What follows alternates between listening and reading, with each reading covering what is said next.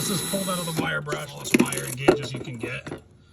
You pull one of these out of the wire brush, and that'll usually fit through any hole in any jet. Here's another tip, you guys. You put your jet in your drill right here, like this. It'll spin your bit really fast, and then you can take your little wire if it's not coming clear. Stick this in here, and it's gonna do a lot of the spinning for you, and hopefully that little head will eventually erode away all the crap that's in there without you having to sit here forever and spin it by hand. See how that wire's stuck in there, doesn't want to pull out?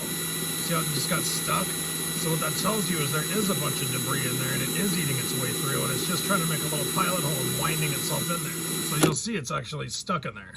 If I gotta pull it out, it's kind of hard, but it'll advance a little further every time until it actually starts to clear that plug in there. If you don't clear this out, the bike's never gonna run. So that drill is gonna keep you from spinning it by hand. And you keep pressing this wire in here and pulling it out, you're gonna feel how much force there is. Eventually it's gonna make it all the way through, and then you'll be able to get a little bigger of a wire in there, spray a little carb cleaner, and eventually you'll clear this hole out.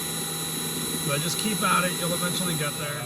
It just poked through, so now see that wire is big enough to fit through there. So what that tells you is this is just the start. Go up a size bigger in your gauge wire, like your safety wire, like this one. That probably actually fits this size. Usually whatever these side holes are, if you can fit a wire through the side holes, you can usually fit it through the center hole.